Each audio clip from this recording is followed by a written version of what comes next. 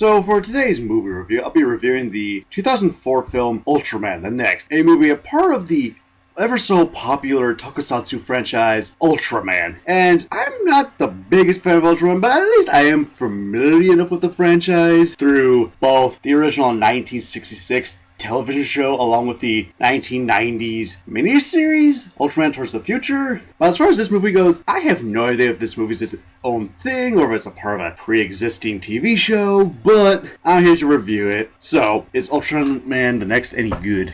In terms of what Ultraman the Next is about, while trying to deal with some family drama in the form of either a neglected wife or his terminally ill son, a middle-aged pilot becomes this alien superhero known as Ultraman and fights off this evil alien creature known as The One. And in terms of what I liked about the movie, I like how this is a slightly different take on the Ultraman mythos, because in the TV show usually, the main character who becomes Ultraman, he's usually like some 5-foot human, and he becomes a 200-foot giant. This year, there's more of an escalation to him becoming a 200-foot giant, because, yeah, he does start as being a 5-foot human, but when he turns into Ultraman for the first time, he's not 200 feet. He's more like a 50-foot giant. Then the next time you see him, then he turns into a 200-foot giant. So in some sense, there is a nice build-up to him becoming this 200-foot giant.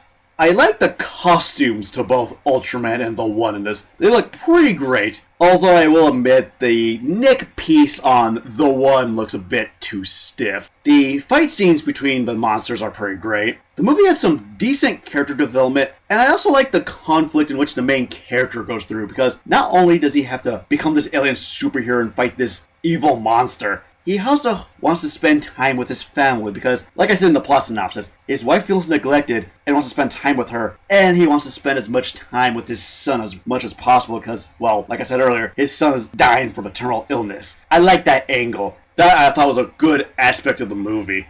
In terms of what I disliked about the movie, I thought the first 20 minutes of the movie was kinda slow, although the movie does pick up after that. The CGI in this is horrific looking, like, it doesn't look fully rendered. Like, when the monsters are using, like, laser beam attacks, those look great. It's just, when you have Ultraman flying around the city and The One absorbing animals to make itself stronger, that's when the CGI looks bad. The dubbing in this is just horrific. Like, it's so bad, it makes 4 kids look good. Like, that's how bad the dub is. And I wasn't particularly a fan of the names they gave the monsters, because when the evil monster first shows up, they refer to it as The One, because it's the first one to show up. And they call Ultraman the Next because he's the next monster to show up. Yeah, these were pretty dumb names. So for my final verdict of Ultraman the Next, despite the movie having a really slow start, I do think the movie is pretty good. And I like the different take it has on the Ultraman mythos. I just recommend watching this in the sub and not the dub.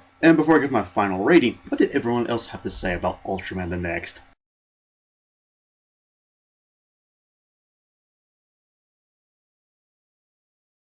Looks like Ultraman the Next mainly got average reviews, so for my final rating of Ultraman the Next, I give it 3.5 out of 5. So, what's your favorite Ultraman TV show, and see you later.